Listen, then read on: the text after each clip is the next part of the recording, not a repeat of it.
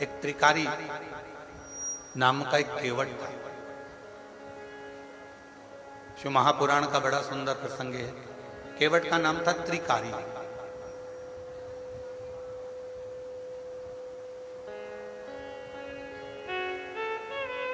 एक नदी के तट पर रहता था। छोटा सा झोपड़ा उसने नदी के तट पर बना दिया और वहीं पर उसका विश्राम। कोई पथिक आता, आवाज लगाता, केवट भैया हमको पार कर दो, वो पार कर दो। पर उसका एक नियम बड़ा प्रबल था। एक नियम उसका इतना प्रबल था और वो नियम था उसका, सबसे पहले किसी पथिक को छोड़ने से पहले सबसे पहला शुरुआत अगर कहीं से करता था तो नदी के तट पर जितनी भी निर्माल्य कोई डाल कर जाता था, नदी के तट पर जितना भी निर्माल्य कोई पटक कर जाता था, नदी के तट पर जितना भी निर्माल्य कोई छोड़ कर जाता था, उस निर्माल्य को एकत्रित करता था। उस निर्माल्य को एकत्रित कर कर उस निर्माल्य को ले जाकर बीच धार में ले जाकर छोड़कर विसर्जन कर देता। 4 किलोमीटर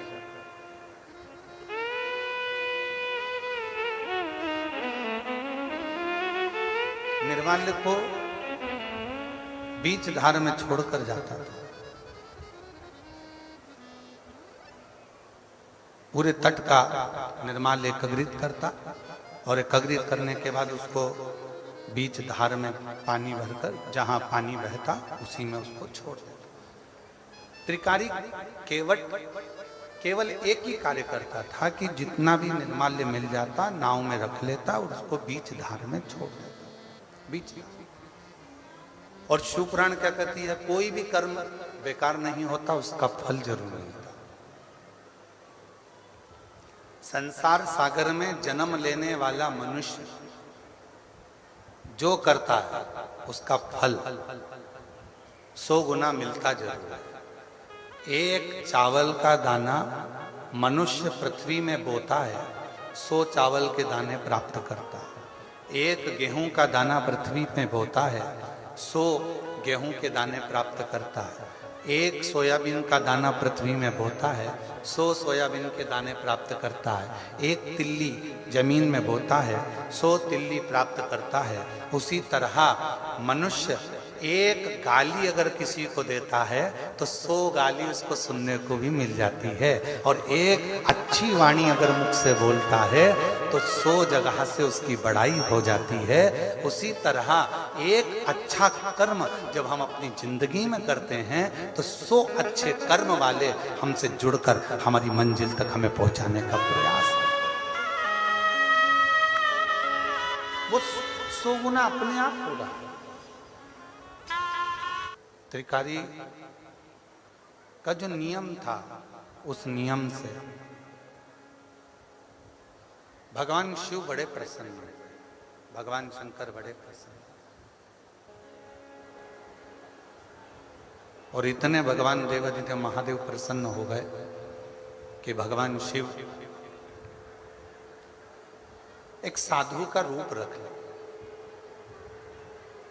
और भगवान शंकर साधु का रूप रखकर आज त्रिकारी की परीक्षा लेने के लिए चलते। और याद रखना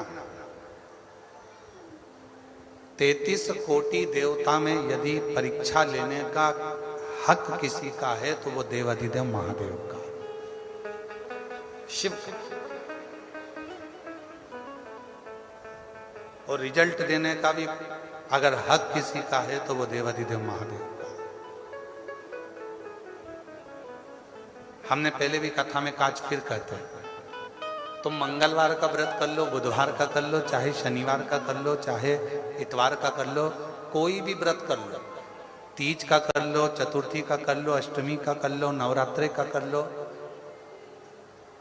चाहे तुम जिसका व्रत कर लो, उस व्रत तुम किसी भी देवता का करोगे पर फल तुम्हें मिलेगा तो केवल शिव जी के पास आकर ही मिलेगा। व्रत तुमने किसी भी देवता का करा है, देवता भी फल देने से पहले शंकर जी से पूछते हैं कि इसने मेरा ये व्रत धारण करा था पृथ्वी पर रहकर इसने व्रत किया था, इस व्रत का पुण्य फल आपको देना है। तब शिव जी उस व्रत का पुण्य फल निकालकर उसको देते हैं। शंकर शिव कथा उससे संबंध जोड़ो। जब हम उस ईश्वर से, उस परमात्मा से, शिव से संबंध जोड़ लेते हैं तो जीवन की सारी अटकलियां, जीवन के सारे दुख, जीवन की सारी तकलीफें, जीवन का सारा कष्ट अपने आप मिटना प्रारंभ हो जाता है, अपने आप समाप्त हो। तो शिवजी ने त्रिकारी केवट की परीक्षा ली और शिव परीक्षा बहुत अच्छी लेते हैं, और जितनी जितनी मेरे शंकर भगवान परीक्षा लेते हैं उतना उतना फल भी देते हैं।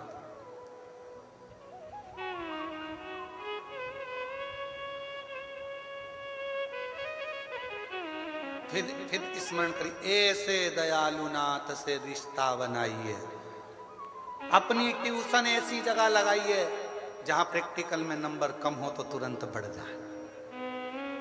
हम पाप की गठरी हैं। संसार में जन्म लेने वाला प्रत्येक मनुष्य चाहे कितना बड़ा भी पद पर क्यों ना बैठ जाए तो भी उसकी जिंदगी में उससे पाप हो ही जाता है। कहीं नहीं होता तो 4 स्थान पर हर व्यक्ति से पाप होता है। पहला, झाड़ू लगाते समय अगर वो झाड़ू लगा रहा है उसके नीचे छोटे छोटे जीव मर जाते हैं जिसका पाप माथे चढ़ जाता है। दूसरा, पानी भरते समय, स्नान करते समय, कपड़े धोते समय, बर्तन धोते समय, बर्तन मांजते समय छोटे छोटे जीव मर जाते हैं, उसका पाप माथे चढ़ जाता है। तीसरा, अग्नि जलाते समय, अग्नि जलाएगा पतंगे जलेंगे, छोटे छोटे जीव जल जाते हैं, उसका पाप माथे चढ़ जाता है। चौथा, अपने घर से निकलकर कहीं जाता है, पांव के नीचे छोटे छोटे जीव मर जाते हैं, उसका पाप माथे चढ़ जाता है। चाहे कोई कितना बड़ा भी पद पर बैठ जाए, चाहे कोई कितना बड़ा भी महात्मा क्यों ना हो जाए, चाहे कोई कितना बड़ा भी संत क्यों ना हो जाए, चाहे कोई कितना बड़ा भी धनपति वैभवपति हो जाए और कोई कह दे कि मैंने पाप नहीं किया, ये हो ही नहीं सकता। 4 स्थान ऐसे हैं जहां पर हर व्यक्ति से पाप होता है। झाड़ू लगाते समय, चलते समय, स्नान करते, कपड़ा धोते, बर्तन धोते, अग्नि प्रकट करते, भोजन बनाते, अग्नि को सेकते, ये सब 4 स्थान पर थोड़ा ना थोड़ा पाप हर व्यक्ति से होता है। हर व्यक्ति के मस्तक पर पाप की गठरियां बंधी होती है। महादेव करेगा और अंत समय प्रभु आना पड़ेगा। सबको आता है, सबको आता है, सब बोलो, अंत समय प्रभु आना पड़ेगा, वचन दिया तो निभाना पड़ेगा, आए न आए प्रभु कुटुंब कबीला, अंत समय प्रभु आना पड़ेगा, वचन दिया तो निभाना पड़ेगा, अंत समय प्रभु आना पड़ेगा। पास में आपने जल चढ़ाया, आपने भजन करा, आपने बेलपत्र चढ़ाई, आपने मंदिर में झाड़ू लगाई, आपने पोछा लगाया, सब सेवा का रजिस्टर उसके पास तैयार है। एक पत्र है, ध्यान।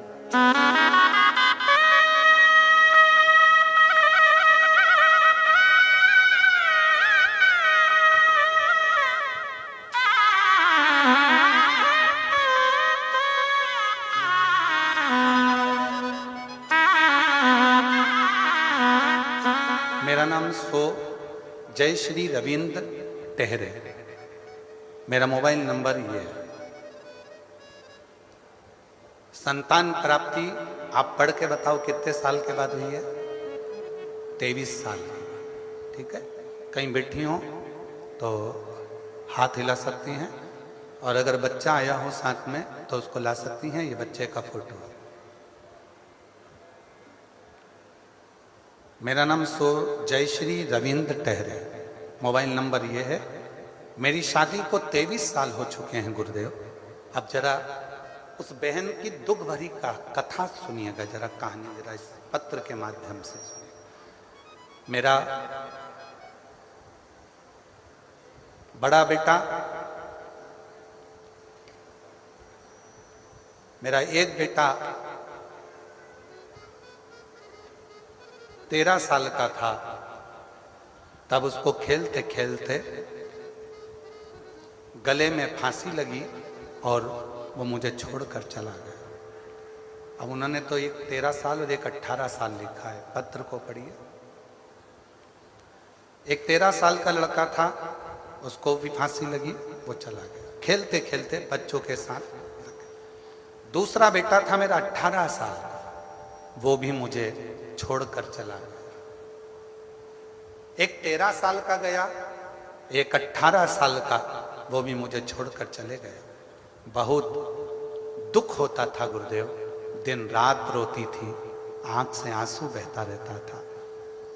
घर के बाहर बैठी हुई, दिया लगाना भी बंद कर दिया था घर के बाहर। एक दिन बैठी थी, तब किसी एक बच्ची ने आकर कहा, वो सीहोर वाला बाबा कथा कहता, उसकी कथा तो टीवी पर सुना कर काकी, वो बाबा सबकी सुनता, टीवी पे कथा सुनने से कोई बच्चा हो जाता। मैंने उस बच्ची को थोड़ा चिल्लाया, बच्ची चली गई। फिर मन में आया कि वो सीहोर वाला बाबा है कौन। टीवी चालू करी, आस्था चैनल, कथा सुनना प्रारंभ करी और बाबा से वहीं बैठकर प्रार्थना करी, बाबा कृपा कर, मैं कहीं नहीं जा सकती क्योंकि मेरे 2 बेटे चले गए, लोग मुझे अपशब्द कहते हैं। मेरा 13 साल का और मेरा 18 साल का बेटा चले गया, लोग मुझे आड़ा टेढ़ा कहते हैं, मैं किसको मुंह दिखाऊं, अब तू ही कुछ कर सकता है। मैं नहीं जानती थी कि शिव जी पे जल चढ़ाने का क्या फल होता है। मैंने बस एक नियम लिया, भगवान शंकर के मंदिर में जाना, रोज मंदिर जाती, लोटा भर के जल चढ़ाती, आचमन करती, बाबा के मंदिर में झाड़ू लगा देती, पोछा लगा देती।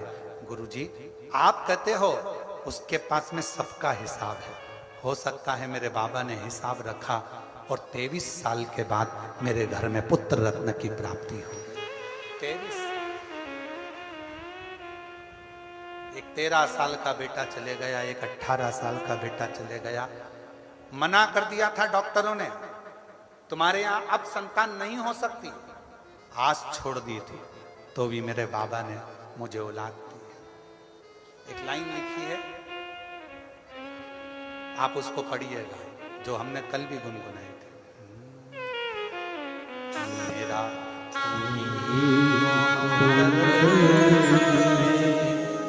जिसे हर दर्द कहता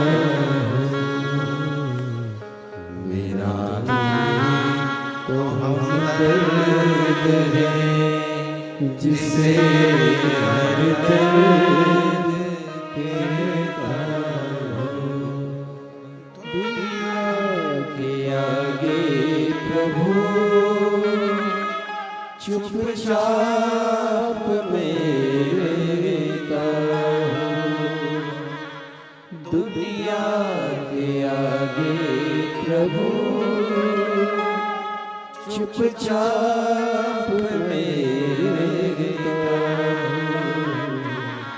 मेरा तू ही तो हमदर्द है, जिसे हर दर्द कहता हूँ, मेरा तू ही तो हमदर्द है, जिसे हर दर्द कहता हूँ। आया नजर ना कोई भी अपना, जब मुझको दरकार थी, जब मुझको दरकार थी, तब मेरे पद का जीवन के रथ का तू ही बना सारथी, तू ही बना सारथी। राघव ने की हर कदम पर निगहबानिया, मेरा तू ही तो हमदर्द है, जिसे हर दर्द कहता हूँ, हम दर्द है जिसे हर दर्द कहता हूँ।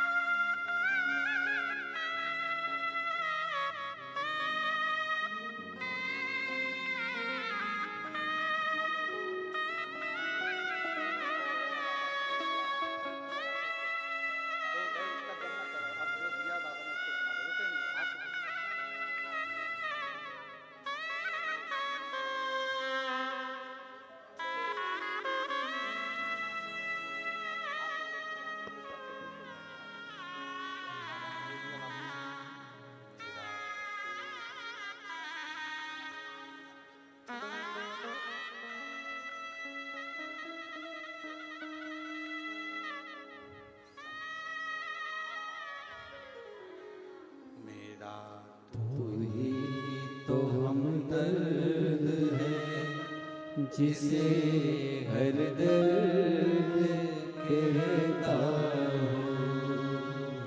उससे एक संबंध जोड़ दीजिए, और जब एक संबंध उस शिव से जुड़ जाए, एक संबंध जब मेरे देव अधिदेव महादेव से हो जाए, आपका नंबर कब बढ़ जाएगा पता नहीं पड़ेगा, आपका दुख कब कट जाएगा पता नहीं पड़ेगा, आपकी तकलीफ कब कट जाएगी पता नहीं चलेगा।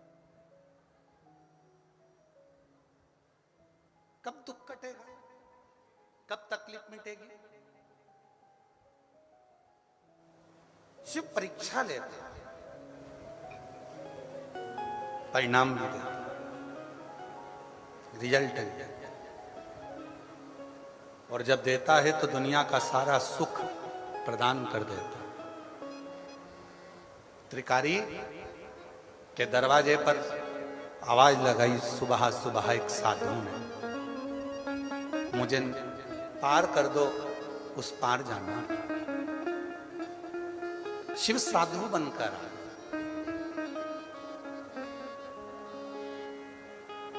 मुझे उस पार कर दो।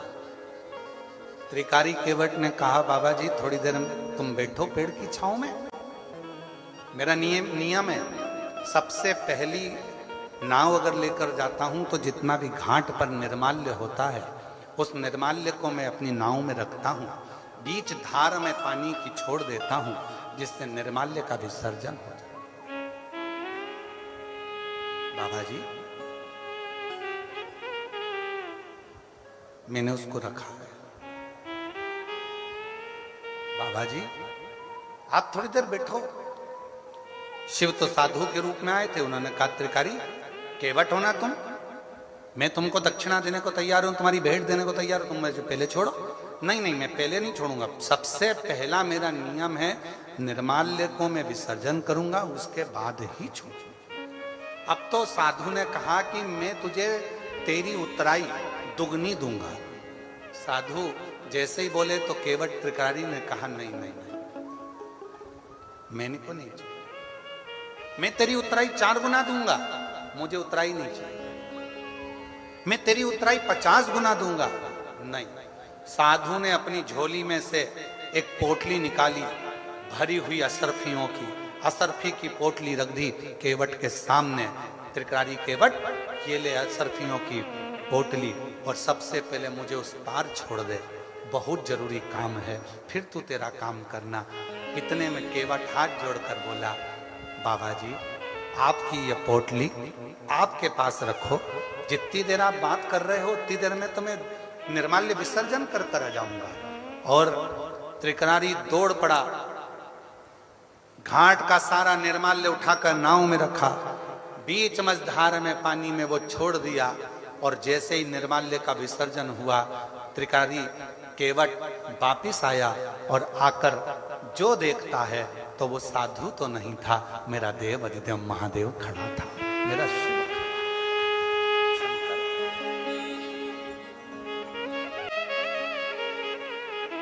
स्वाति विजेंद्र पाठक रायपुर छत्तीसगढ़ से, कहीं बैठी हो रायपुर छत्तीसगढ़ से, स्वाति विजेंद्र पाठक रायपुर छत्तीसगढ़ से आई है, कहीं बैठी हैं आप ही हैं, आ जाओ। एक बेलपत्र लेकर, एक लोटे जल का मैं क्या वर्णन करूं। मैं रायपुर छत्तीसगढ़ की रहने वाली हूं। सन 2024 से मेरे पति विजेंद्र पाठक, इनका पेट 2024 में मेरे पति विजेंद्र पाठक, इनके पेट में दर्द रहता, इलाज, इनकी हालत खतरे में। फिर डॉक्टर ने कहा कि इनको वेंटिलेटर में रखना पड़ेगा। तब से 2 महीने तक वेंटिलेटर पर मेरे पति को रखा गया। उनकी हालत दिन पे दिन बिगड़ती चली गई, कुछ अच्छा होना दिख नहीं रहा था। अस्पताल के बाहर रोज अस्पताल के बाहर रोती रहती। एक दिन मुझे अस्पताल के बाहर एक औरत मिली और उसने बताया कि नया रायपुर में पंडित प्रदीप मिश्रा, इनकी शिव पुराण की कथा चल रही है, तो पंडाल में जाकर कथा सुन ले, तुझे जरूर उसका लाभ मिलेगा। गुरुदेव, पति वेंटिलेटर पर पड़ा, मन कथा में कैसे लगे। पति भी हॉस्पिटल में रायपुर के, कथा भी रायपुर में छत्तीसगढ़ में चल रही, नया रायपुर में। वो माता ने कहा कि वो प्रदीप मिश्रा है, कथा कर रहा है, तू चली जा। मेरा पति वेंटिलेटर पे पड़ा है, मन कैसे लगेगा। कुछ मत कर, तू जा तो वहां की थोड़ी सी मिट्टी ही लेके आ जाना और वहां बैठकर उस मिट्टी को तेरे शरीर पर लगाना, विनती करना। गुरुदेव, मैं नया रायपुर ऑटो कर कथा में पहुंच गई। पति वेंटिलेटर पर था और वहां जाकर मैंने कथा सुनी।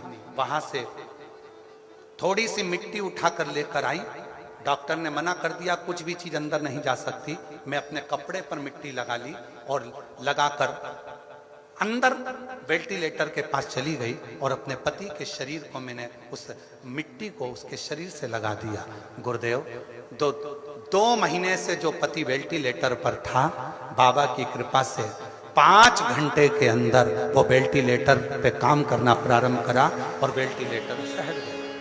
वापिस किडनी की जांच हुई, पेनक्रियाज की फिर जांच हुई और बाबा ने ऐसी कृपा कर दी कि डॉक्टर ने कह दिया कि किडनी और पेनक्रियाज पूरी तरीके से ठीक हो गए हैं और बाबा की कृपा से आज मेरा पति ठीक हो गया। मैं बाबा को यहाँ प्रणाम करने के लिए आई।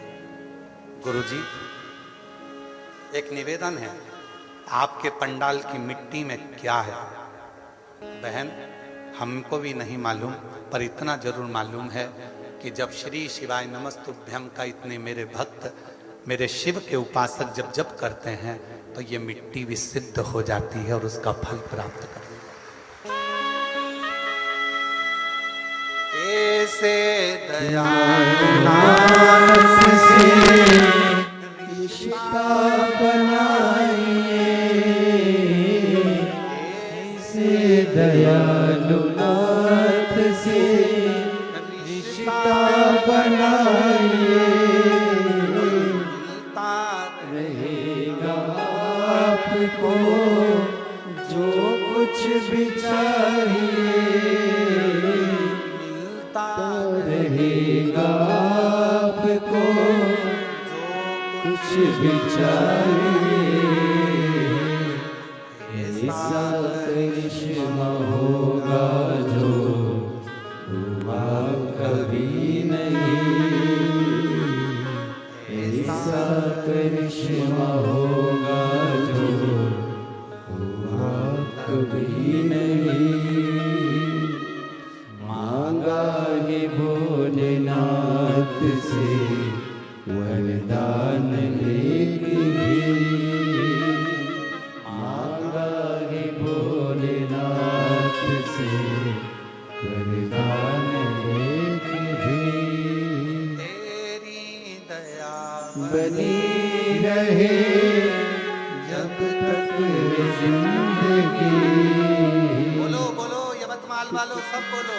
तेरी दया बनी रहे जब तक है जिंदगी, मांगा है भोलेनाथ से वरदान लेके भी, मांगा है भोलेनाथ से वरदान लेके भी।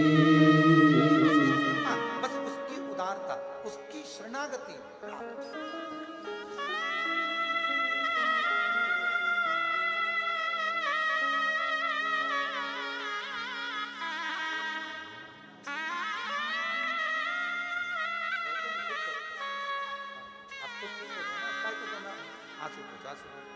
उनको भी देना चाहिए।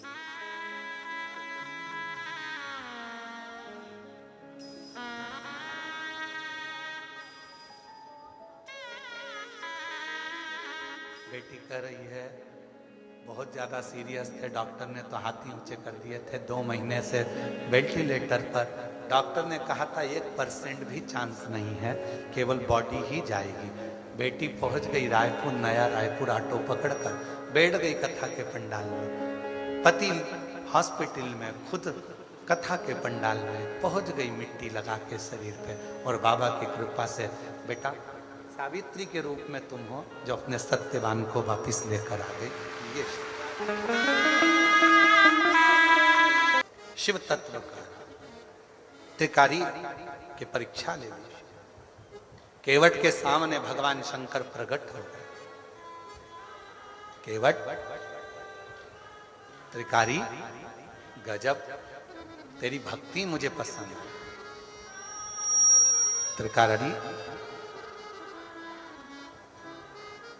मेरा एक नियम है, मेरे मंदिर में गुआरी लगाने वाला, मेरे मंदिर में दीप जलाने वाला, मेरे मंदिर में लेपन करने वाला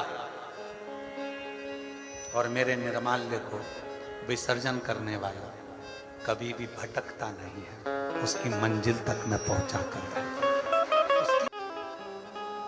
मेरी जीजियों, किसी किसी मंदिर में पुजारी जी नहीं है, किसी किसी मंदिर में पंडित जी नहीं है। शंकर जी का मंदिर है गांव में, उसमें पुजारी जी नहीं है, पंडित जी नहीं है, उसमें कोई सेवादार नहीं है, और माताएं उसमें पशुपति व्रत कर रही हैं। जरा समझना है, और जिसको समझ में आ जाए तो वो दूसरे को भी समझाना। माताएं पशुपति व्रत कर रही हैं। गांव की 15 माताओं ने, 25 माताओं ने, 10 माताओं ने, 8 माताओं ने पशुपति व्रत करा। अब 8 माता जब पशुपति व्रत करेगी, मंदिर में जाएगी, प्रसाद के 2 हिस्से रखकर आएगी। ठीक है, समझ में आ रही है ना सभी को? प्रसाद के वो 2 हिस्से रखकर आएगी। अब 8 माता जब प्रसाद के 2 हिस्से रखे, तो वो 2 हिस्से रखने पर तो 16 हिस्से तो वहां इकट्ठे हो गए। अब तुम्हारा क्या काम है? कई माताएं डरती है, प्रसाद को मैं उठाऊं कि नहीं उठाऊं, प्रसाद का मैं क्या करूं जो वो रख के गई है। तो आपका काम क्या है? आप अगर पशुपति व्रत नहीं कर रही हो, आपका यदि पशुपति व्रत नहीं है, तो एक बर्तन लेकर जाओ, उसमें प्रसाद को इकट्ठा करो और छोटे छोटे बच्चों को बड़े प्रेम से उस प्रसाद को आरती के बाद शाम को वितरण करो।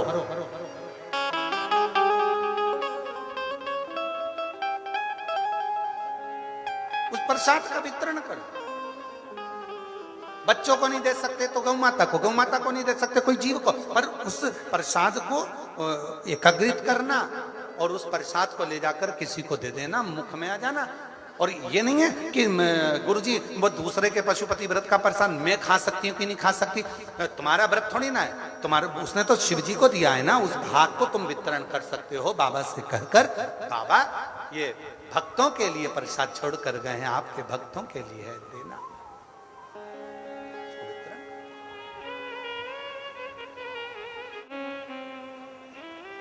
हमें याद आ रही है एक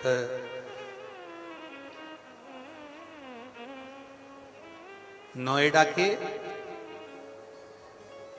एक अमित रघुवंशी नाम का एक लड़का, नोएडा में उसका मिलना हुआ। अगर वो कथा सुन रहा होगा तो उसको प्रसन्नता भी होगी। अमित रघुवंशी अच्छा बच्चा, 4 भाई हैं, 2 भाई दिल्ली में, वहीं नोएडा में हैं।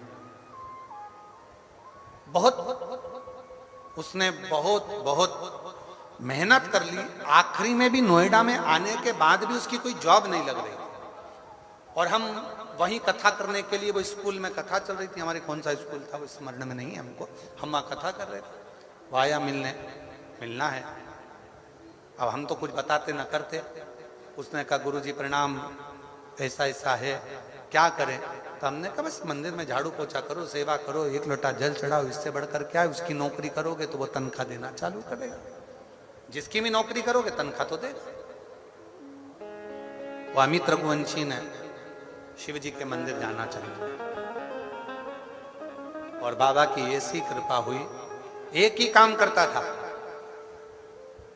मंदिर में केवल जाता था, क्योंकि इतनी दूर लोटा ले जाने में उसको दिक्कत होती थी, तो मंदिर की जो बाल्टी होती थी पानी की, उस पानी की बाल्टी को नल से भरकर मंदिर में रख देता था।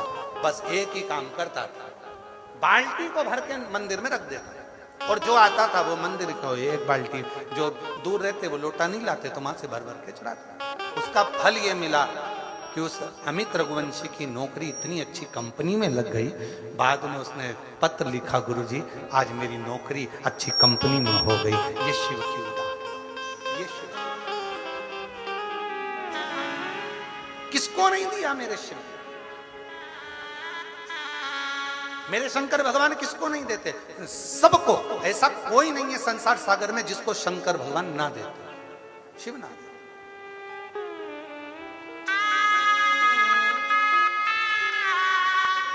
महाराज बस उसकी साधना, उसकी उपासना, उसकी भक्ति, उसका विश्वास, उसकी दृढ़ता हमें सुख दे, हमें सुख दे। आप भरोसे तो रहो। और कई लोग ऐसे हैं कर्म ही नहीं करना चाहते, वो तो सोचते हैं कि हम मंदिर जा रहे हैं तो हम बस एक ही काम करेंगे। नहीं, मंदिर गए हो ना, थोड़ा फैलारा उठाओ। मंदिर गए हो ना, दीपक बहुत सारे रखे, उठा के एक जगह पर रख दो। मंदिर गए हो ना, कभी कभी नंदी बाबा को भी साफ कर दिया करो। मंदिर गए हो ना, कभी कभी जलाधारी को साफ कर दिया करो। मंदिर गए हो ना, थोड़ी देर बैठकर उससे साधना करा करो। मंदिर गए हो ना, नंदी के पास बैठकर उससे थोड़ी देर बैठकर चर्चा करा करो, थोड़ी देर बैठकर बात करा करो। कुछ नहीं सूझेगा, कुछ।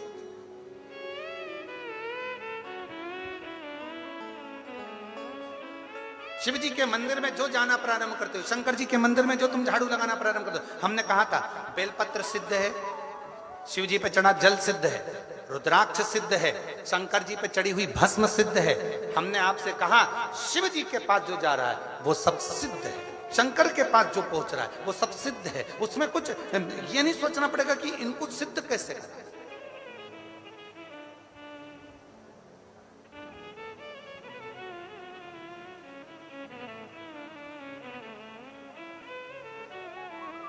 शिव जी को जल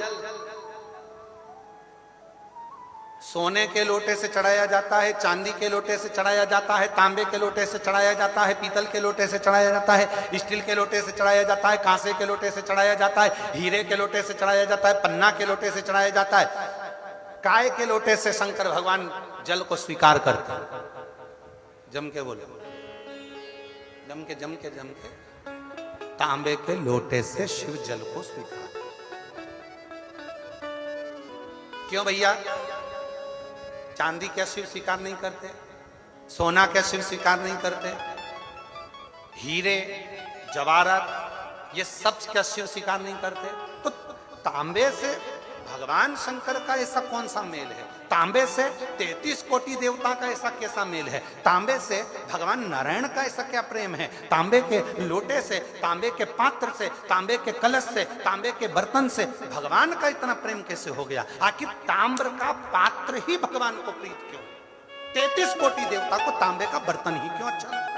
स्टील क्यों नहीं अच्छा लगता? सोना क्यों नहीं अच्छा लगता? चांदी क्यों नहीं अच्छी लगती? कांसा क्यों नहीं अच्छा लगता? पीतल क्यों नहीं अच्छा लगता? उनको सोना ही क्यों भाता?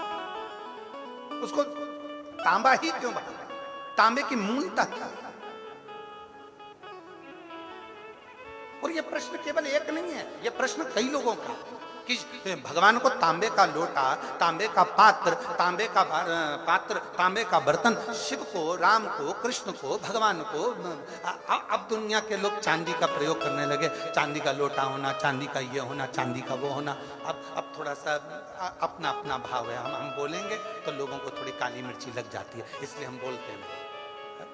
अब लोगों का मन का भाव हो गया कि हम करोड़पति हैं तो चांदी से अभिषेक करेंगे, हम धनपति हैं तो शिव जी को, राम जी को, कृष्ण जी को, मेरे भगवान को, 33 कोटि देवता को अगर कोई पात्र अच्छा लगता है तो वो तांबे का पात्र अच्छा लगता है, बाकी के पात्र से कोई मतलब नहीं। और वो भी क्यों लगता है, किस लिए लगता है? उस तांबे के पात्र में ऐसी क्या प्रीत है?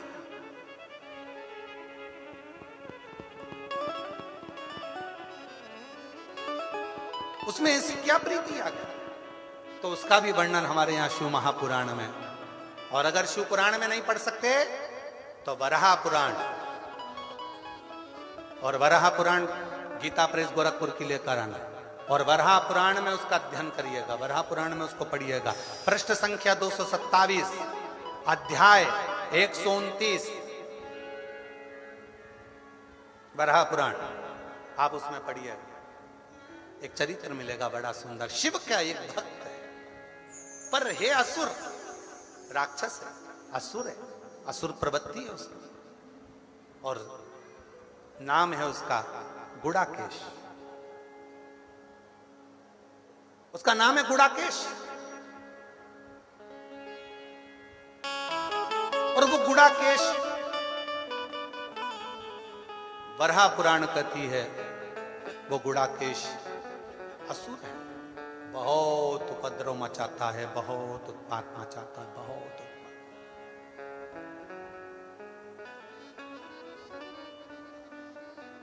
थोड़ा ध्यान दीजिएगा। चांदी के बर्तन से अगर आप पूजन कर रहे हो तो चांदी के बर्तन को सिद्ध करना पड़ेगा। सोने के बर्तन से अगर आप पूजन कर रहे हो तो सोने के बर्तन को सिद्ध करना पड़ेगा। स्टील के बर्तन से आप पूजन कर रहे हो तो स्टील के बर्तन को सिद्ध करना पड़ेगा। केवल एक पात्र होता है तांबा, जिस पात्र को सिद्ध नहीं करना पड़ता वो अपने आप सिद्ध रहता है, अपने आप।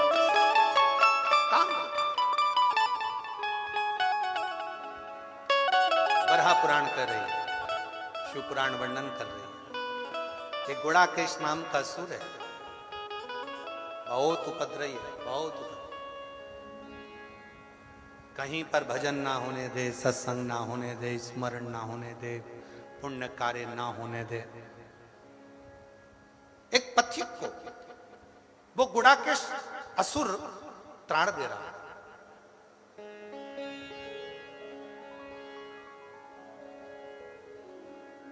बहुत ताड़ दे रहा है। अब वो गुड़ाकेश असुर जब बार बार तार दे रहा था तो वहीं से उसी समय पर नंदी का निकलना हुआ, नंदी का आगमन, नंदी का। और नंदी निकल कर जा रहे थे, उन्होंने देखा कि कोई असुर एक पथिक को कष्ट दे रहा है, कोई असुर पथिक को कष्ट दे रहा है। नंदी रुक गए और नंदी ने रुक कर कहा, भाई तुम कौन हो? वो असुर हंसा, हंसकर कहा कि मैं गुड़ाकेश असुर हूं, जाओ यहां से, नहीं तो तुम्हें भी त्राण देना प्रारंभ कर दूंगा, कष्ट देना प्रारंभ कर दूंगा। नंदी थोड़ा मुस्कुराए और कहा, ए भाई तो इनको क्यों कष्ट दे रहा? इस पथिक ने क्या बिगाड़ा? क्या बिगाड़ा?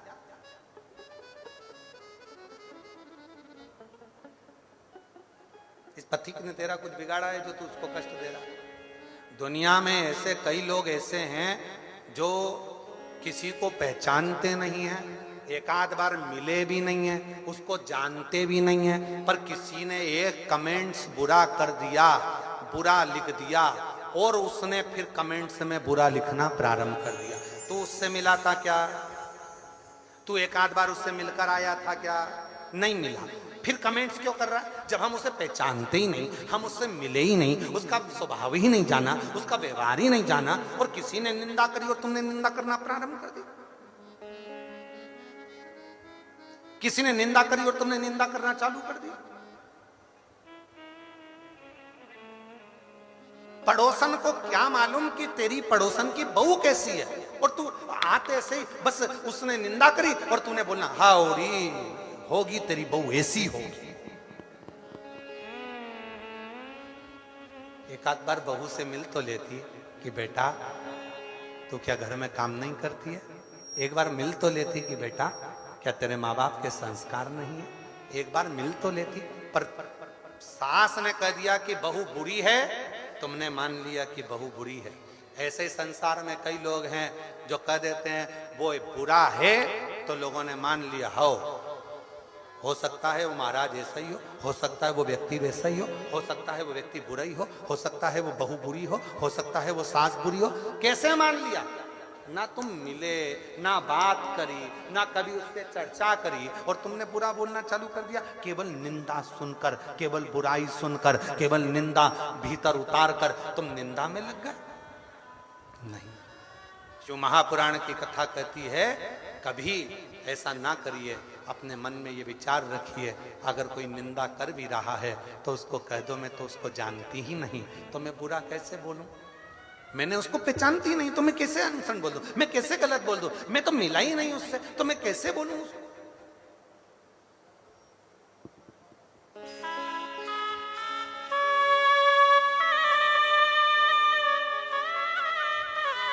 एक बात बोले हम आप लोगों को, सबसे अच्छा काम अगर किसी का लगता है तो हमको तो हमारा लगता है। क्यों?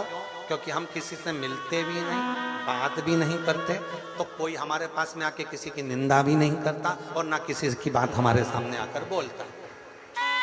मिलते ही नहीं। केवल 2 दिन, 5वां और 6ठा दिन थोड़ी बहुत देर जो समय होता है उस समय पर मिल लेते हैं। बाकी के दिन तो कोई बोल भी दे कि मिलने का, चलने का, कहीं ना तो, और ना किसी के घर जाते और ना किसी के मिलने के लिए कोई। और सबको मालूम है कि महाराज मिलेगा तो है ही नहीं, तो टाइम बर्बाद करने से कौन सा मतलब है? जाके खड़े भी हो जाएंगे तो नहीं मिलेगा। सबको मालूम है कि मिलने वाला तो है नहीं, भजन ही करेगा वो, मिलता तो है ही नहीं।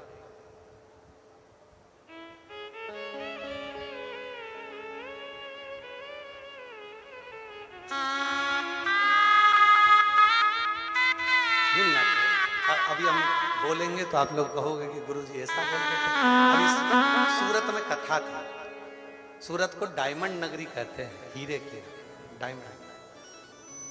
अब हम क्या बोले? एक भगत आए, कहा आशीष भैया को ऐसा ऐसा है और ऐसा ऐसा क्रम है, गुरुजी को बोलो ना 5 मिनट आए। डायमंड नगरी थी। हमने कहा आशीष उनको बोलो एक डायमंड हमारे पास में है, हमारा कुबरेश्वर बाबा। एक डायमंड है हमारे पास, कोहिनूर हीरा है, कोहिनूर, उसके आगे सारे हीरे फीके हैं। ये वो हीरा है जो रोता हुआ, जो जिस कामना से कथा के पंडाल में आकर बैठता है और मेरे शिव की शरणागति में बैठकर जो मांग लेता है, दुनिया क्या देगी वो देव अधिदेव महादेव 3 महीने में उसकी झोली में डाल।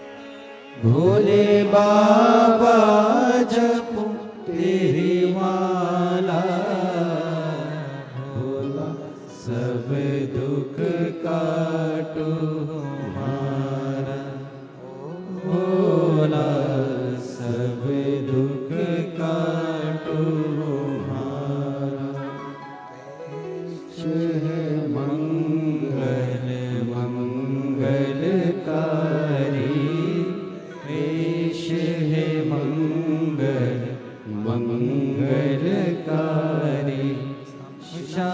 शानवासी हमारा,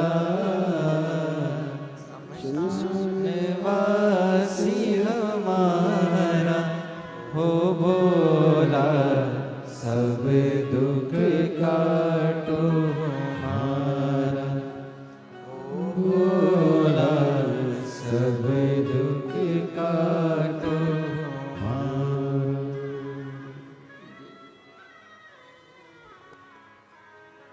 शिव महापुराण की कथा वर्णन कर रहे हैं, शिव तत्व कह रहा है, शंकर भगवान की कथा कर रहे हैं, शिव कथा कर रहे हैं, भगवान शंकर का चरित्र कर रहे हैं। शिव भोगड़दानी त्रिकालदर्शी कैलाशी विनाशी,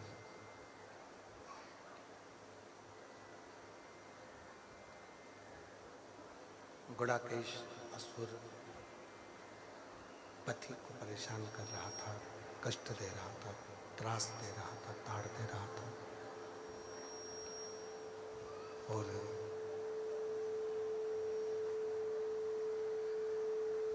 नंदी का निकलना हुआ।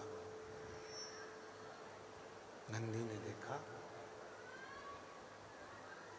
और नंदी जब देखता है, नंदी ने जब देखा, नंदी जब कि ये नंदी ने जब देखा 4 किलोमीटर है ना शंभू। नंदी ने जब देखा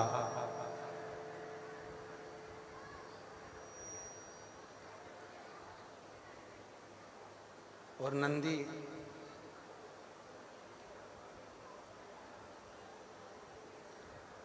गुड़ाकेश असुर को रोकता, तुम ये क्यों कर रहे हो, किस लिए कर रहे हो, ये ठीक नहीं है।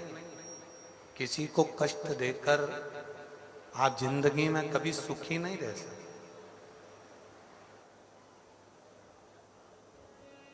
नंदी ने कहा, गुड़ाकेश असुर को नंदी समझा रहे हैं।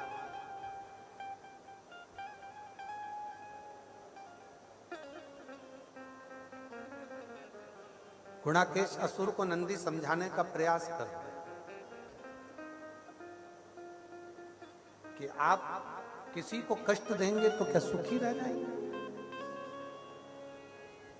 असुर हो, तुम्हारे चेहरे पर तेज नहीं,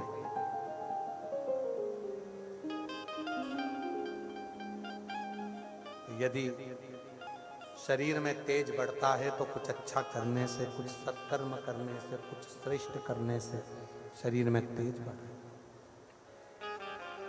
सूर्य की लालिमा जैसी शरीर में चमक चाहते हो तो कुछ अच्छा कर्म करो, श्रेष्ठ कर्म करो। और जब व्यक्ति अच्छा कर्म करेगा तो उसका चेहरा, हम फिर निवेदन करेंगे, क्रीम की चमक कुछ महीनों की रहती है, ब्यूटी पार्लर की चमक कुछ घंटों की रहती है, और अच्छे कर्म की चमक मरते दम तक रहती है। अंत घड़ी तक, अंतिम समय तक चमक बरकरार रहती है।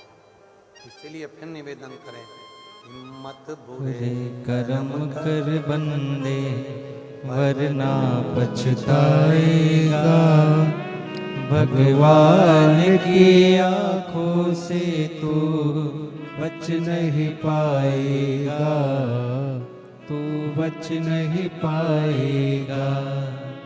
हरि ओ अज्ञानी मत कर नादानी।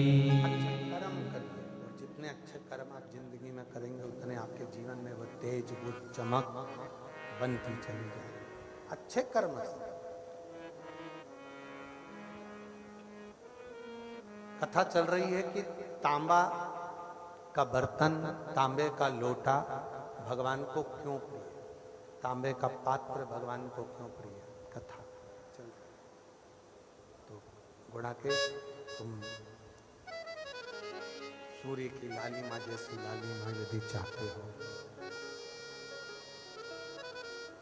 तेज चाहते हो, तो शिव की साधना करो, शंकर भगवान की उपासना। और गुणाकेश ने ये विचार कर लिया कि अब मैं अगर करूंगा तो शिव की साधना ही करूंगा, मैं शंकर भगवान की साधना करूंगा, मैं शिव की साधना करूंगा, मैं शंकर भगवान का भजन ही करूंगा। शिव साधना है। गुणाकेश भगवान शंकर की साधना में लग गया और शिव नाम का जप गुणाकेश करने लगा, भगवान शंकर की साधना करने लगा, शिव जी की आराधना करने लगा, शंकर भगवान का भजन कीर्तन स्मरण करने लगा। गुणाकेश शिव कथा कर रही है।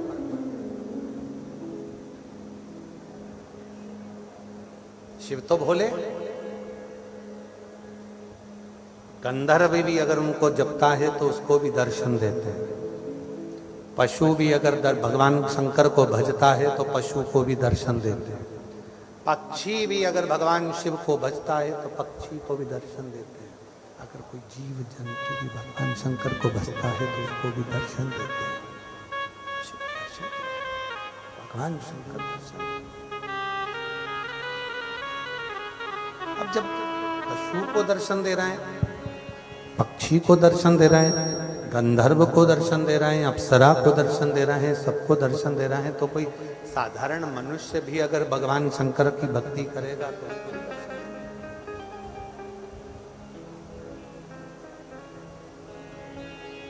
तुम यदि उसको भज रहे हो, तुम यदि उसकी साधना कर रहे हो, तुम उसकी उपासना कर रहे हो, शंभो शंभो, तुम जब उसकी साधना कर रहे हो, आराधना कर रहे हो, उपासना कर रहे हो, तो वो दर्शन जरूर, शिव दर्शन।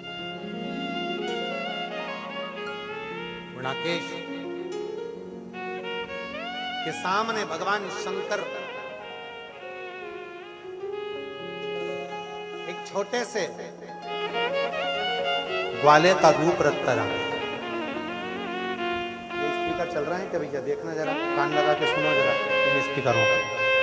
गुणाकेश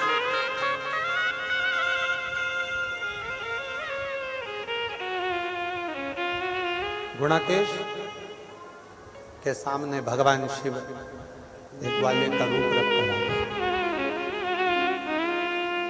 4 किलोमीटर तक आवाज जाएगी।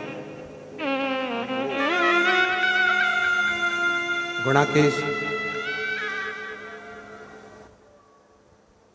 के सामने भगवान शंकर ग्वाले का रूप रखकर आ गए। ग्वाले, और जब ग्वाले का रूप रखकर आए, थोड़ी देर तक गुणाकेश को भगवान शिव देखते रहे। भगवान शंकर गुणाकेश को देखते देखते थोड़ी देर बाद गुणाकेश के सामने शिव जी ने जो ग्वाले का रूप रखकर आए थे, आवाज हर हर ऐसे ही आवाज लगाई। गुणाकेश नेत्र खोला, नेत्र खोलकर ग्वाले के ऊपर गुणाकेश को क्रोध आ गया। मैं जब शिव जी की साधना कर रहा हूं, मैं जब शंकर भगवान की आराधना कर रहा हूं, मैं शिव तत्व में जब डूबा हुआ हूं, शिव की साधना में लगा हुआ हूं, तो तूने मेरी साधना को तोड़ा।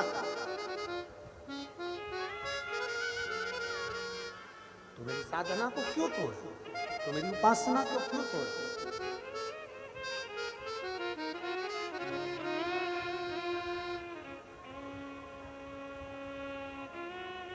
भगवान शिव जो ग्वाले का रूप रखकर आए, भगवान शंकर जो ग्वाले का रूप लेकर आए, भगवान शंकर ने कहा ग्वाले का रूप रखकर, अरे गुणाकेश, तू शंकर भगवान को भज रहा है, पर शंकर जी के तो पूरे शरीर पर भस्म लगी होती है। उनका पूरा शरीर भस्म से भरा हुआ होता है। उनकी सुंदरता कितनी है ये किसी ने नहीं देखी। हाँ, यदि सुंदरता देखी है तो भगवान नारायण की देखी है। शिव जी गुणाकेश को भगवान नारायण की सेवा में लगा गए और कह दिया कि नारायण की भक्ति करो, भगवान नारायण का भजन करो। अब तो गुणाकेश ने सोच लिया कि वास्तव में नारायण तो बड़े सुंदर है, नारायण जैसी सुंदरता तो हो ही नहीं सकती, बड़े सुंदर है, बड़े सुंदर। तो उनके जैसी सुंदरता मुझे मिले, सूर्य की तेज लालिमा जैसी लालिमा मुझे मिले, वैसा तेज मुझे प्राप्त हो और वैसा तेज मेरे जीवन में मिले। नारायण की सेवा में लग गए शिव जी, वहां से ओझल हो गए। अब गुणाकेश भगवान नारायण की सेवा कर रहे थे, नारायण का भजन कर रहे थे, नारायण के स्मरण में डूबे हुए। नारायण नारायण नारायण श्रीमन नारायण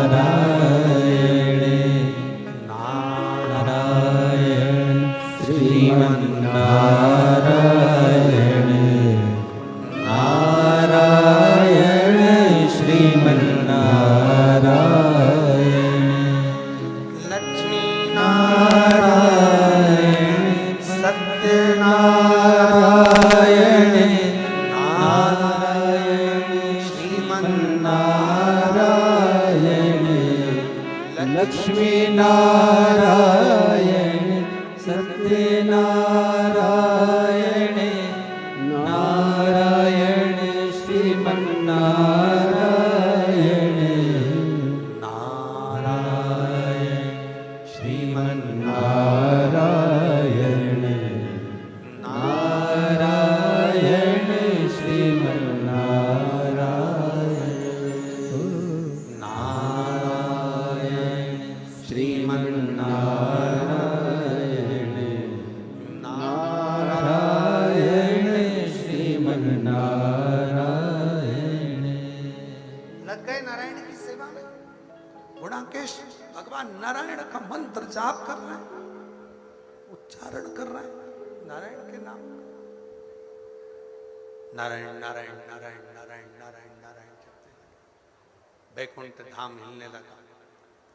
इंद्र को लगा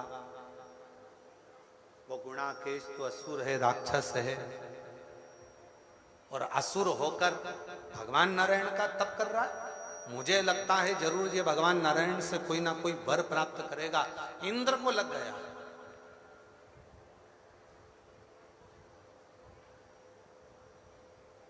जब किसी व्यक्ति की बहुत बड़ाई होने लगती है, किसी बहू की, किसी सास की, किसी बेटे की, किसी बेटी की, किसी पति की, किसी भाई की, किसी बहन की, किसी माता की, किसी पिता की, किसी साधु की, किसी सन्यासी की, किसी तपस्वी की, किसी साधक की, किसी उपासक की जब बड़ाई होने लगती है तो उसके जो साथ वाले हैं उनको लगने लगता है कि अब तो हमारी दाल गलने वाली।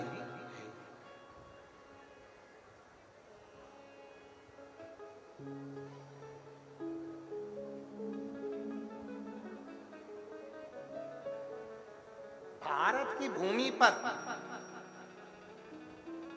एक ज्योतिर्लिंग ऐसा है जो ईर्ष्यालुओं की ईर्ष्या भी समाप्त कर देता, और वो ज्योतिर्लिंग है त्र्यंबकेश्वर महादेव। त्र्यंबकेश्वर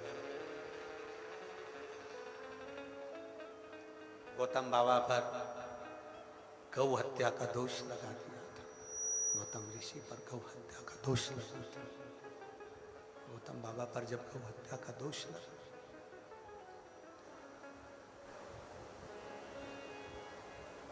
और लगाने वाले कोई दूसरे नहीं थे, लगाने वाला कोई दूसरा नहीं है। गौतम बाबा पर जो गौ हत्या का दोष लगाया था वो किसी दूसरे ने नहीं लगाया था, कोई दूसरा नहीं लगाया। गौतम बाबा पर जो गौ हत्या का दोष लगा था वो गौतम बाबा के ही आश्रम के नजदीक में कुछ और भी निवास करते थे। उन्होंने देख लिया कि गौतम बाबा तो दिन भर तप साधना में, भजन में, कीर्तन में, स्मरण में, भक्ति में, भजन में, नाम जाप में, कीर्तन में डूबे रहते हैं, और गौतम बाबा का वर्चस्व तो सब दूर फैला हुआ है। तो क्या करा, पड़ोसियों ने विचार करा कि इस गौतम ऋषि के ऊपर गौ हत्या का दोष लगा। गणेश जी को गाय बनाया, गौतम बाबा के आश्रम में पहुंचाया। आश्रम में जाकर गौतम ऋषि के आश्रम में कह दिया कि तुम गौ माता का रूप रख कर जाना, दुबली पतरी गाय बनकर जाना, प्राणों को त्याग देना। ऋषियों के कहने पर गौतम बाबा के आश्रम में जाकर गणेश जी जो लीला रख कर गए थे, उन्होंने अपने प्राणों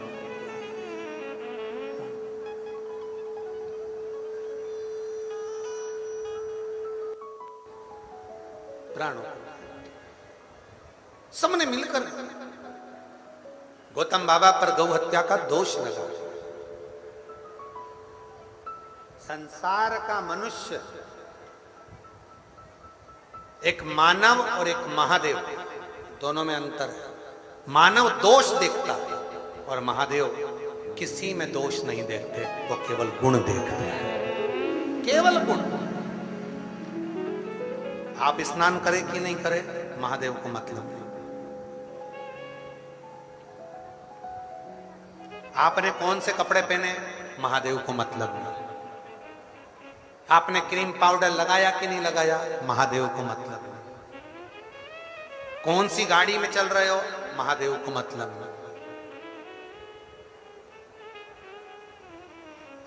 महादेव को तुम्हारी गाड़ी से मतलब नहीं है, महादेव को तुम्हारे आभूषण से मतलब नहीं है, महादेव को तुम्हारे कपड़े से मतलब नहीं है, महादेव को तुम्हारे साज और श्रृंगार से मतलब नहीं है। महादेव को अगर केवल महादेव देखते हैं तो केवल तुम्हारा गुण देखते हैं कि तुम किस भाव से, किस आनंद के साथ में आप भगवान शंकर के पास आए हो। आपके मन में कोई कपट तो नहीं है, आपके हृदय में कोई छल तो नहीं, आपके हृदय में कोई भेद तो नहीं है, आपके हृदय में कोई गलत भाव तो नहीं है। महादेव केवल वही देखकर तुम्हारे सामने, तुम्हारे गुण देखकर महादेव प्रसन्न हो जाते हैं। केवल गुण देखते हैं महादेव, उसके सिवा कुछ नहीं देखते, केवल गुण के सिवा कुछ नहीं देखते।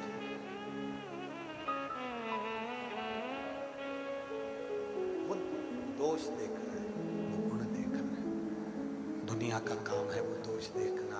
दुनिया केवल जब भी मिलेंगे वो केवल दोष देखेंगे, गुण नहीं देखेंगे, केवल दोष, केवल दोष। साउंड वाले भैया कुछ अच्छा कर सकोगे? शंभू शंभू शंभू शंभू शंभू शंभू।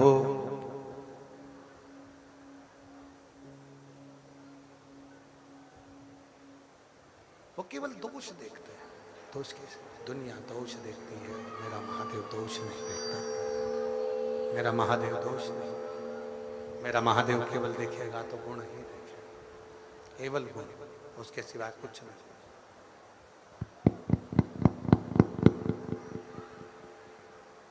केवल शिव गुण देखते हैं, उनके पास में दोष देखने का काम। क्या पहने हो उससे मतलब नहीं है, क्या धारण करे हो उससे भी मतलब नहीं, क्या कर रहे हो उससे भी मतलब नहीं। इसीलिए हमारे शिव जी के सामने जब हम लोग स्तुति आप लोग करते हैं, भगवान शंकर को धतूरा कौन कौन चढ़ाता है? कभी तो चढ़ाया होगा धतूरा, चढ़ाया है कभी धतूरा? क्यों चढ़ाते हैं? ये आंख का फूल भगवान शंकर को क्यों चढ़ाते हैं? किस लिए चढ़ाते हैं? शिव जी को आंख का फूल प्रिय है इसलिए चढ़ाया जाता है, शिव जी को धतूरा प्रिय है इसलिए चढ़ाया जाता है। पर शिव महापुराण की कथा कर रही है, आप में से कितने लोग हैं जिनको कांटे प्रिय है? आपको कांटा प्रिय है क्या? सभी को फूलों की सेज अच्छी लगती है, मखमल का गादी तकिया अच्छा लगता है, किसी को कांटा अच्छा नहीं लगता। तो शंकर भगवान को धतूरा क्यों अच्छा लगेगा? शिव जी को आंख का फूल क्यों अच्छा लगेगा? पर शिव जी तुमसे आंख का पुष्प लेते हैं, शिव जी तुमसे धतूरा लेते हैं। उसका कारण क्या है? उसका एक कारण है, हम धतूरा भगवान को इसलिए देते हैं कि बाबा ये धतूरे में जैसे कांटे हैं, मेरी जिंदगी में भी बहुत कांटे हैं बाबा, ये कांटों से भरा हुआ मेरा जीवन है बाबा, ये कांटों से भरा हुआ मेरा जीवन है बाबा। बस इस कांटे भरे जीवन को मैं किसी को नहीं दे सकता, दूंगा तो केवल तुझे ही दूंगा। कड़वाहट से भरे हुए जीवन को मैं किसको दूंगा बाबा? दूंगा तो केवल तुझको दूंगा। तू इस धतूरे को जैसे स्वीकार करे, तू जैसे इस आँख के पुष्प को स्वीकार करे बाबा, वैसे ही मुझे भी तू स्वीकार कर लेना, मुझे भी अपनी शरणागति देना, मुझे भी अपना बना लेना। बस उस तरह से भगवान को समर्पित कर दो। स्वीकृति में भगवान शंकर के शिव को प्रीता नहीं,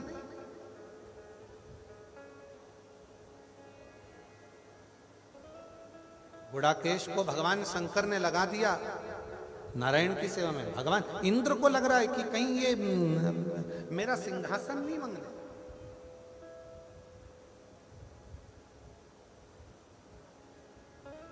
बड़ी बहू ज्यादा सेवा करती है तो छोटी बहू को लगने लगता है कहीं मम्मी इसको सोने की अंगूठी ना दे दे, और छोटी बहू ज्यादा सेवा करती है तो बड़ी को लगने लगता है कहीं सास इसको कुछ ना निकाल कर दे दे।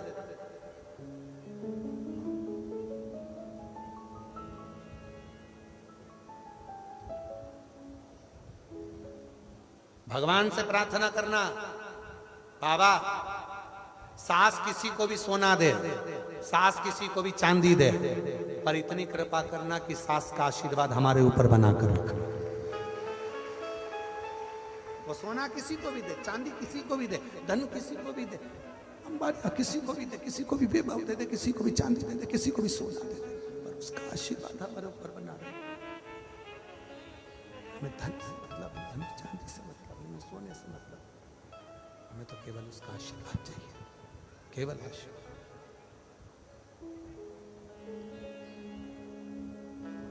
वो एक हमारे सैलेन भैया गुनगुनाते ना, देना हो तो दीजिए जन्म जन्म का, मेरी सिर पर रख दो बाबा अपने दोनों हाथ, देना हो तो दीजिए जन्म जन्म का साथ। भगवान देना है। आप उनकी आवाज तो बढ़ाते हो, ये आवाज तो खोलो जिससे लोगों को मालूम पड़े बोल क्या रहे हैं। शंभो शंभो शंभो शिव भगवान ओघड़दानी तरकालदर्शी कैलाशी अविनाशी शिव कथा को, हमें धन नहीं, हमें वैभव नहीं, हमें दौलत नहीं, बाबा हमें देना आशीर्वाद दे दीजिए, हमें केवल वर दे दीजिए, और आशीर्वाद मिल गया जीवन का सारा सुख प्राप्त हो गया, सारा सुख मिल गया, वर मिल गया जीवन का सारा सुख मिल गया, सब कुछ मिल गया। बहुत गुणाकेश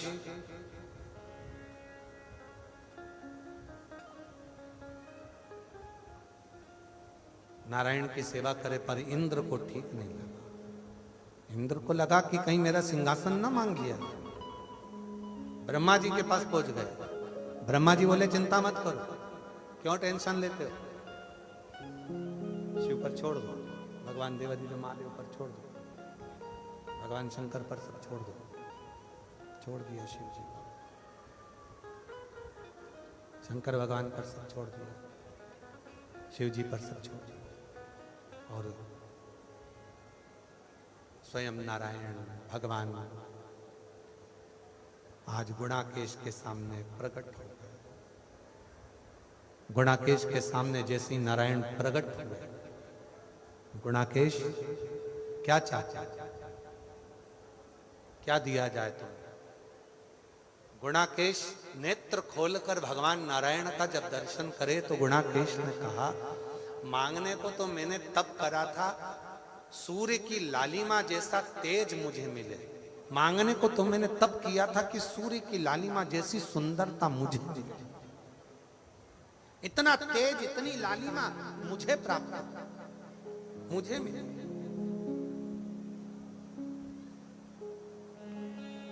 पर अब मुझे ये लालिमा ये तेज नहीं चाहिए, अब तो मुझे आप वर दे दो। नारायण ने पूछा कौन सा वर? बस आपके सुदर्शन से मेरा शरीर कट जाए, आपके सुदर्शन से मेरा धड़ कट जाए, और ये धड़ के कटे हुए अंग आपके चरणों में सेवा में लग जाए, इससे ज्यादा कुछ नहीं चाहिए। पर गुणाकेश तुम्हें तो देवादिदेव महादेव ने मेरी भक्ति में लगाया था। वो बच्चा महादेव था, हाँ महादेव ने आपकी भक्ति में लगाया, हाँ महादेव थे, हाँ। शिव सामने आ गया, गुणाकेश तेरा शरीर सुदर्शन चक्र से छुएगा, तेरे शरीर के टुकड़े हो जाएंगे, तेरे शरीर का जो मांस पृथ्वी पर गिरेगा उससे ताम्र उत्पन्न हो जाएगा, और सुन तेरे रक्त से स्वर्ण उत्पन्न हो जाएगा, तेरी अस्थि से चांदी उत्पन्न हो जाएगी, तेरे शरीर के अन्य भाग से कांसा पीतल उत्पन्न हो जाएगा, हाथ जोड़कर गुणाकेश कहता है, बाबा 33 कोटि देवता की मैं कोई सेवा नहीं कर पाया। यदि मेरे शरीर धातु का रूप धारण करेगा और मैं ताम्र बन जाऊंगा तो एक कृपा करना, 33 कोटि देवता की सेवा में ये मैं ताम्र बनकर, तांबे का पात्र बनकर आपकी सेवा में लगा रहा हूं, आपकी सेवा। शिव ने कहा, शंकर भगवान बोले, भगवान देवाधिदेव महादेव बोले, भगवान शंकर ने कहा, ए गुणाकेश, मैं तुझे वर देता हूं, सारी धातु में एक धातु तांबा जो तेरे शरीर से उत्पन्न हुआ है, उस तांबे को मैं वर देता हूं। सारी धातु को ईश्वर के पास आने के लिए सिद्ध करना पड़ेगा, पर तांबे का कोई भी पात्र सिद्ध करने की जरूरत नहीं पड़ेगी, स्पर्श मात्र सिद्ध हो जाता है। स्पर्श। कई लोग कहते, गुरुजी भगवान शंकर को किस पात्र से जल चढ़ाए? भगवान शंकर को कौन सा पात्र दिया जाए? शिव जी को किस पात्र से जल चढ़ाना चाहिए? तांबे का पात्र शंकर भगवान को आप जल चढ़ाते हो, तांबे का पात्र अपने आप में सिद्ध है। तांबे के पात्र में सिद्धता है। तांबे के पात्र को सिद्ध करने की जरूरत नहीं पड़ती, तांबे के बर्तन को सिद्ध करने की जरूरत नहीं पड़ती, तांबे के पात्र को सिद्ध करने की जरूरत नहीं पड़ती। तांबे का पात्र अपने आप में सिद्ध होता है, उसको तो केवल आपने जल चढ़ाया और उसमें सिद्धता रहती है। कितना सुंदर कहा है शिवपुराण के अंदर महाराज।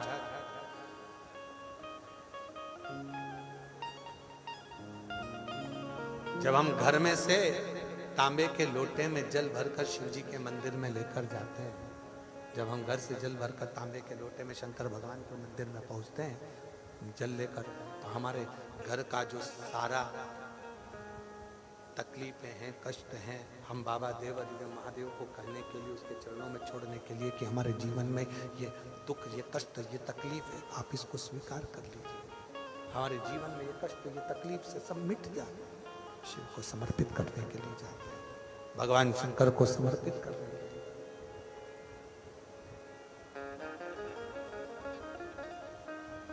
और मैंने तेरे भरोसे बाबा, तेरे भरोसे आवाज़ उड़ती जावागी बाबा, डोर है तो छठी नाम कटी जावागी। बोले मैं तेरी बतन शंभु, मैं तेरी बतन। ईश्वर की शरणागति में, ईश्वर के चरणों में समर्पित।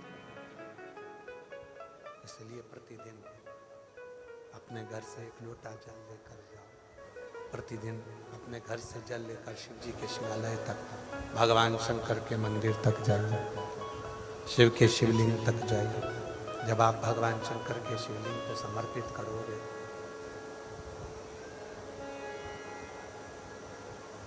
जब चल ही नहीं रहा है तो काहे बोलवा लिया भाई। शिव के शिवलिंग को समर्पित करने के लिए जाइए, भगवान शंकर के शिवलिंग को समर्पित करने के लिए जाइए। हमारे भीतर का जो दोष है, हमारे भीतर का जो विकार है, हमारे भीतर का जो कष्ट है, हमारे भीतर की जो तकलीफें हैं, वो हम शिव की शरणागति में पहुंचकर समाप्त कर देते हैं। भगवान शंकर की शरणागति में पहुंचकर समाप्त कर, शिव शरणागति, शंकर की शरणागति। महाराज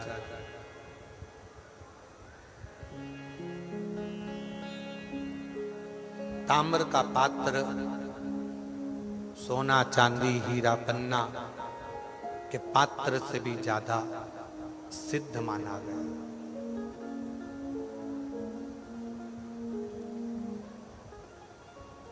तैतीस कोटि देवता की पूजन में, 33 कोटि देवता की साधना में ताम्र पात्र होना जरूरी है।